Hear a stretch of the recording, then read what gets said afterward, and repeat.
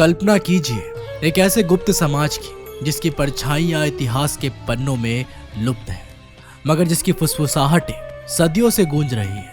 एक ऐसा समाज जिसकी शक्ति इतनी भयावह थी कि इसे दुनिया की नजरों से छिपा दिया गया। ये कहानी है 9 अज्ञात पुरुषों की, एक रहस्यमय समूह जिसे महान सम्राट अशोक ने स्वयं गठित किया था। लेकिन क्यों?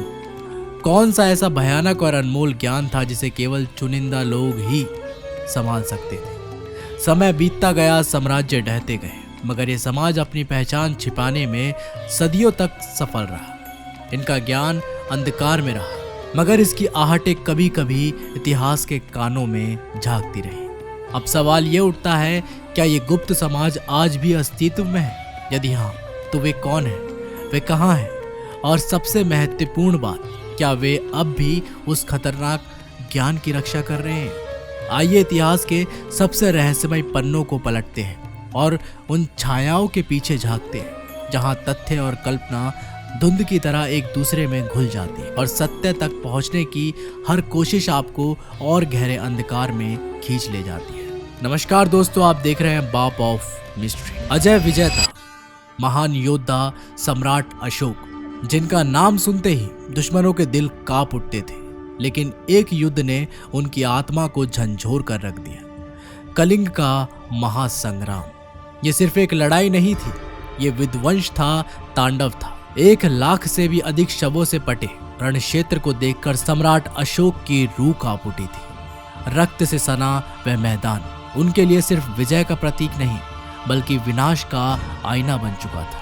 उनके भीतर कुछ टूट चुका था, एक ऐसी पीड़ा जो उन्हें अंदर तक झंझोर गई। उसी क्षण उन्होंने एक निर्णय लिया, हिंसा छोड़ने का, शांति और धर्म के मार्ग पर चलने का। लेकिन इसके साथ ही एक और भय उनके मन में जन्म ले चुका था। अशोक जानते थे कि भारत सदियों से असीमित ज्ञान का भंडार रहा है।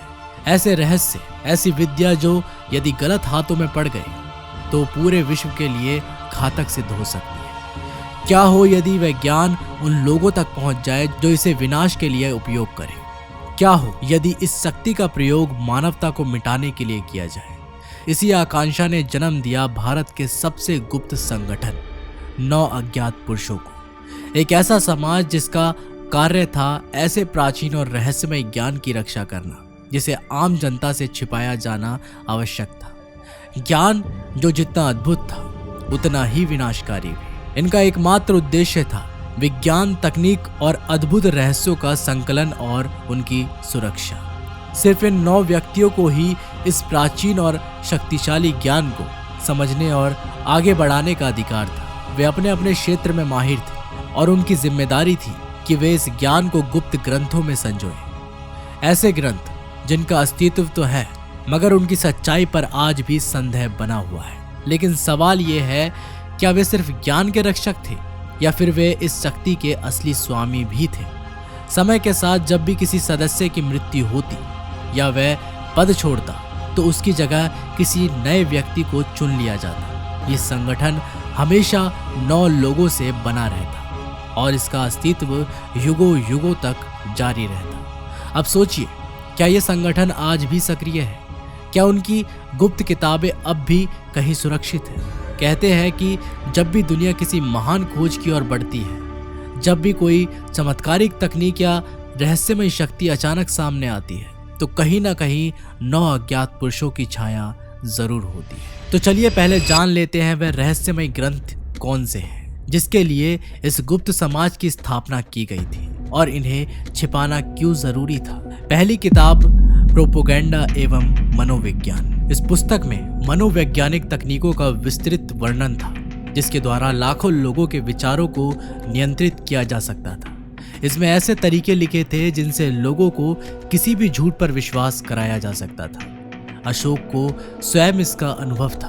उनके राज्य अभिषेक से पहले अचानक 500 मंत्रियों ने उनके पक्ष में खड़े होकर सुसीमा के स्थान पर अशोक को सम्राट बनाने की मांग की थी। क्या यह संयोग था या इसी ज्ञान का प्रयोग? दूसरी किताब बनाई गई फिजियोलॉजी की, जिसके अंदर मानव शरीर से संबंधित ऐसे डार्क बातों के बारे में लिखा गया था जिससे ना सिर्फ इंसानी शरीर में मौजूद बड़ी से बड़ी बीमारी को ठीक किया जा सकता था, बल्कि ऐसी टेक्निक का भी जिक्र था जिसका इस्तेमाल करके सिर्फ छूने भर से ही किसी भी इंसान की जान ली जा सकती थी। इन टेक्निक को द टच ऑफ डेथ भी कहते हैं। इसकी मदद से मैं केवल आपको जरा सा टच करके भी आपके नर्व इम्पल्स को रिवर्स कर सकता हूँ और उस एक टच से कुछ ही सेकंड में आप प्राण त्याग चुके होंगे और आपको या दुनिया में किसी को भी पता भी नहीं चलेगा कि आखिर हुआ क्या। ऐसा कहा जाता है कि कुछ सालों पहले इस किताब का एक बहुत ही छोटा सा पन्ना बिखर के कहीं गिर गया था।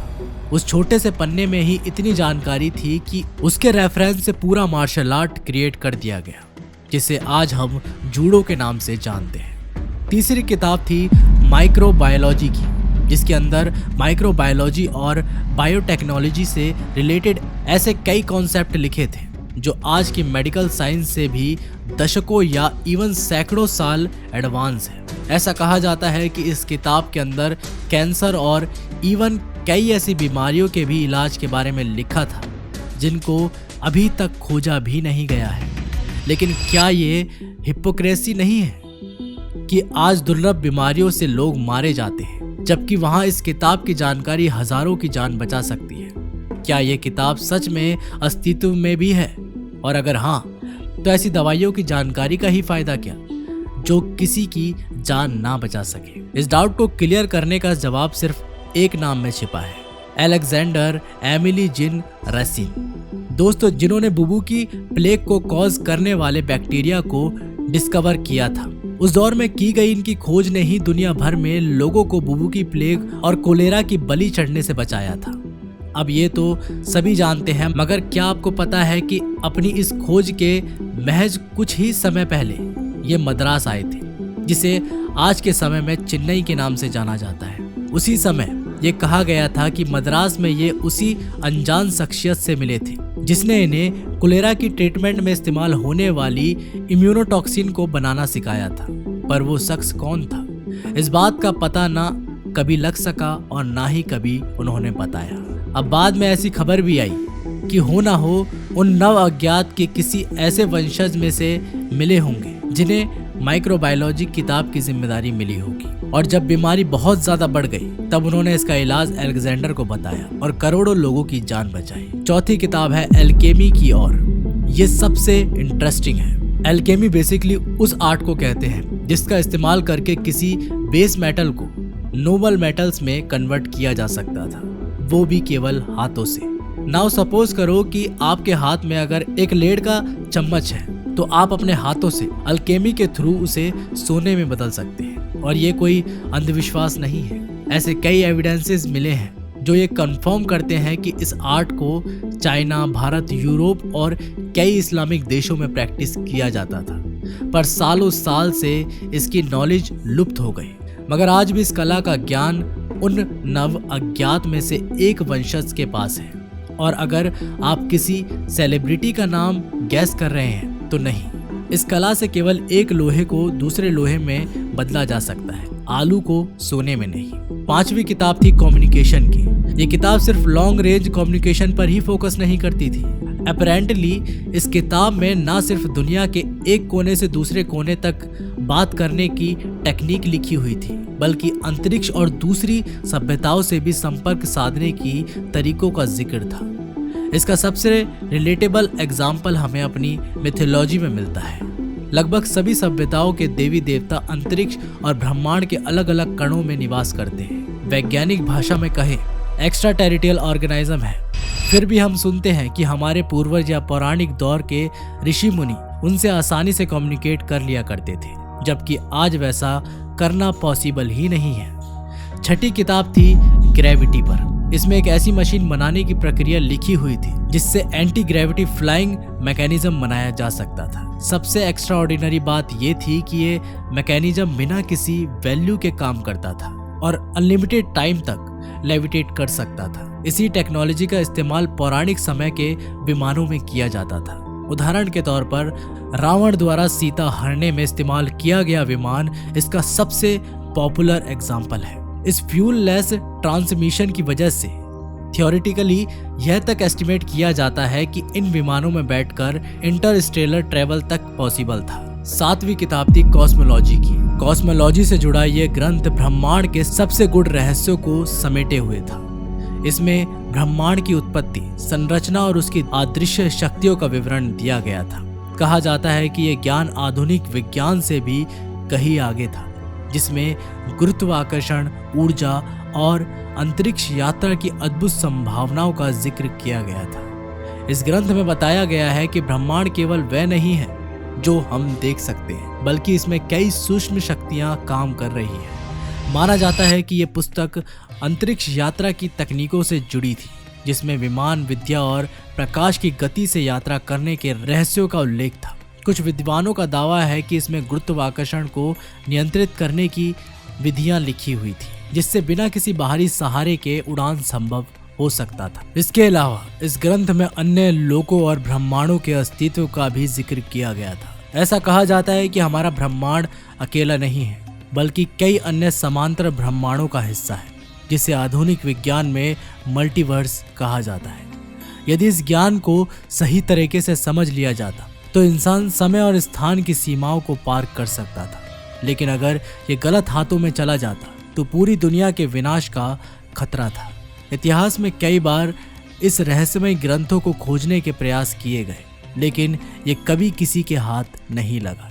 कुछ लोग मानते हैं कि ये भारत में किसी अज्ञात स्थान पर सुरक्षित रखा गया है और इसे 9 अज्ञात पुरुषों द्वारा संरक्षित किया जा रहा है। 8वीं किताब का टाइटल था प्रकाश यानी लाइट। इसमें सिर्फ लाइट के कैरेक्टरिस्टिक्स की ही जानकारी नहीं थी, बल्कि लाइट की स्पीड, प्रॉपर्टीज और लाइट को किस तरह लीथल वेपन की तरह यूज किया जा सकता है, उसकी काउंटलेस टेक्निक लिखी हुई थी। ऐसा कहा जाता है कि इस ग्रंथ में प्रकाश की गति से भी तेज यात्रा करने के रहस्य छिपे थे। इसमें यह भी बताया गया है कि कैसे कुछ विशिष्ट ध्वनि, कंपन और ऊर्जा स्रोत उपयोग कर अदृश्य और अलौकिक अवस्था को प्राप्त किया जा सकता है। आधुनिक विज्ञान जहां प्रकाश की गति को अंतिम सीमा मानता है, वहीं इस ग्रंथ में उससे आगे जाने के सूत्र दिए गए थे। इतिहासकारों का मानना है कि यदि इस ग्रंथ में लिखा ज्ञान कभी आम लोगों तक पहुंच जाता तो इंसान न केवल ऊर्जा और समय पर नियंत्रण प्राप्त कर सकता था, बल्कि भौतिक और आध्यात्मिक दुनिया के बीच की सीमाओं को भी तोड़ सकता था। 9वीं और आखिरी किताब थी सोशियोलॉजी की। सोशियोलॉजी से जुड़ा ये ग्रंथ समाज और मानव सभ्यता की गहरी समझ से जुड़ा था। इसमें इस बात का उल्लेख था कि कैसे समाज को नियंत्रित किया जा सकता है और किस तरह मानवीय व्यवहार को दिशा दी जा सकती है। इस ग्रंथ में जनमानस को प्रभावित करने के अद्भुत तकनीकों का विवरण किया गया था, जिन्हें सही तरीके से समझ लिया जाए तो कोई भी भीड़ को अपनी इच्छा के अनुसार मोड़ सकता था। कहा जाता है कि इस ग्रंथ में युद्ध और शांति के पीछे काम करने मनोवैज्ञानिक और सामाजिक सिद्धांतों का विस्तार से वर्णन था। इसमें बताया गया था कि कैसे धर्म, राजनीति और संस्कृति का उपयोग करके समाज को नियंत्रित किया जा सकता है। इतिहास के कई महापुरुषों ने इसी तरह की तकनीकों का इस्तेमाल कर जनसमूह को अपने पक्ष में किया था। कुछ लोगों का मानना है कि आधुनिक प्रचार तंत्र, मीडिया और राजनीति में इसी ग्रंथ में लिखे गए रहस्यों का प्रयोग किया जाता है। इस ग्रंथ को छिपाने का मुख्य कारण यही था कि अगर ये ज्ञान आम जनता तक पहुंच जाता तो कोई भी इसे समाज में उथल पुथल मचाने के लिए इस्तेमाल कर सकता था। क्या ये पुस्तक कभी किसी को मिली है? सोचिए, एक ऐसी पुस्तक जिसका अस्तित्व बस ये रहस्य बनकर रह गया, जिसे पाने की कोशिश करने वाले या तो लापता हो गए या फिर उसकी किस्मत ने ऐसा मोड़ लिया जिसे समझ पाना नामुमकिन है। क्या ये कोई संयोग था या फिर इसके पीछे कोई अनदेखी शक्ति काम कर रही थी? 1922 जर्मन पुरातत्व अंसर्ट हार्टविग ने दावा किया कि उन्होंने भारत में इन गुट पुस्तकों का सुराग पा लिया है, लेकिन फिर अचानक उनकी रहस्यमय मृत्यु हो गई। चौंकाने वाली बात यह थी कि उनके सारे शोध पत्र भी गायब हो गए। क्या ये मात्र दुर्घटना थी या किसी ने उन्हें हमेशा हमेशा के लिए चुप करा दिया? 1980 का दशक, सिलिकॉन वैली के कुछ प्रमुख टेक उद्यमी विज्ञान और अध्यात्म के इस संगम को खोजने भारत आए, और फिर हैरानी की बात यह थी कि उन्हीं में से कई लोग चलकर गूगल जैसी क्रांतिकारी कंपनियों की नींव रखने वाले बन गए। क्या ये महज एक इत्तेफाक था या इन्होंने भारत से कोई ऐसा गुप्त ज्ञान हासिल कर लिया था जिसने तकनीक की दुनिया को हमेशा के लिए बदल दिया। 2013 गंगा नदी के तल में मिली रहस्यमय धात्विक संरचनाओं पर शोध कर रहे वैज्ञानिक डॉक्टर राजीव दीक्षित अचानक अकाल मृत्यु का शिकार हो गए। उनके नोट्स में एक अजीब सा नाम मिला, अशोक की तकनीक। लेकिन इससे पहले कि दुनिया ये जान पाती कि यह तकनीक क्या थी, उनकी रिसर्च को हमेशा के लिए दफना दिया गया। क्या यह सच है कि यह पुस्तक कभी किसी को मिली थी, या फिर इसे जानने की कोशिश करने वालों का हश्र हमेशा एक जैसा ही होता रहा, जो युगों से छिपा हुआ है, किसी अज्ञात शक्तियों द्वारा सुरक्षित रखा गया है, या फिर ये सब केवल एक संयोग मात्र है? आप क्या सोचते हैं? ये पुस्तक आखिर पहली बार कैसे सामने आई? एक गूढ़ रहस्य, एक प्राचीन ज्ञान और एक ऐसा समाज जो हजारों वर्षों से दुनिया की नजरों से छिपा हुआ है। लेकिन सवाल ये है, ये रहस्य पहली बार उजागर कैसे हुआ? साल 1923 ब्रिटिश अधिकारी टैलबॉट मुंडी ने अपनी रहस्यमय पुस्तक द 9 अननोन मैन में पहली बार इस गुप्त समाज का उल्लेख किया। उन्होंने दावा किया कि सम्राट अशोक ने ऐसी 9 व्यक्तियों को चुना था जिन्हें मानव सभ्यता की सबसे खतरनाक और शक्तिशाली जानकारी सौंप दी गई थी। लेकिन ये जानकारी कभी आम लोगों तक नहीं पहुंची। आखिर क्यों?